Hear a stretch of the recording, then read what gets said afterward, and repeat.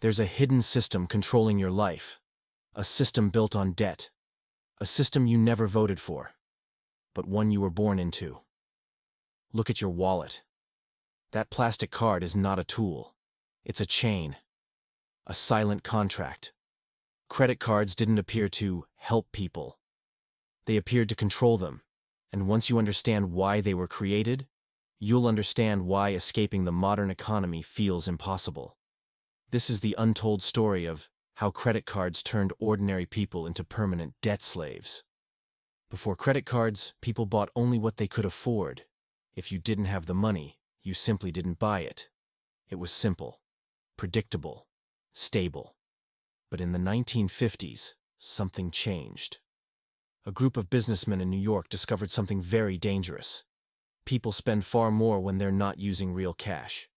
Here comes the first question. What if we could make people spend money they don't have, and charge them for it? That question built the modern world. In 1958, Bank of America launched the BankAmericard, the grandfather of Visa. It wasn't invented to make life easier. It was invented to create customers who would never stop paying. At first it failed. People didn't trust it. Stores didn't want it. Even banks thought it was stupid. But then the banks made a discovery. If you offer people easy money, they will take it. Every single time. This discovery changed everything. By the 1970s, a new term entered every household: minimum payment. And here comes the next question. Why would banks let you pay so little, unless they wanted you in debt forever? Because the math was simple. Minimum payments equals lifetime customers. The credit card industry now had the perfect formula. Give people money, make them dependent, charge them forever. And governments loved it, because citizens with debt are citizens who never revolt. Credit cards weren't created to help you. They were created to reshape society into a permanent spending machine. Here's the part almost no one knows. Debt changes human behavior. When you use a credit card, you don't feel the money leaving. You feel nothing. And numb customers spend more. Banks knew this. Psychologists confirmed it. Corporations weaponized it. But the real trap wasn't psychological. It was mathematical. Credit cards introduced 3 deadly ideas. 1. Minimum payments. 2. Compound interest. 3. Penalty fees. Separately, they are annoying. Together, they form a prison. Here's the big question. How does a $1,000 purchase turn into $3,000 debt? Because minimum payments barely touch the principal. You think you're paying it off. But the interest regenerates like a hydra. Every time you pay, it grows back. The industry even has a name for people trapped in this cycle. Revolvers. Not borrowers. Revolvers. People who revolve debt forever.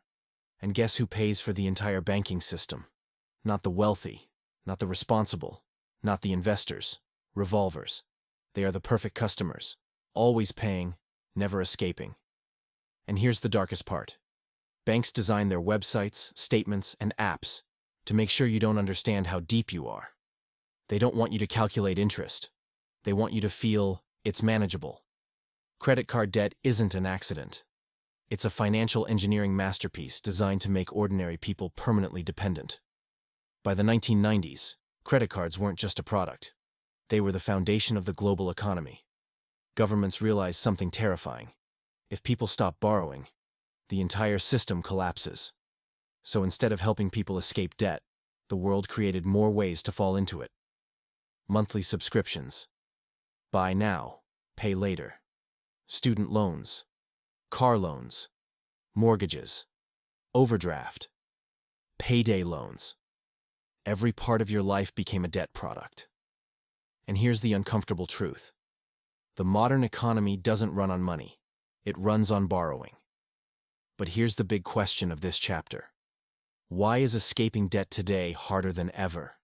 Because 1. Wages barely grow. 2. Costs grow faster. 3.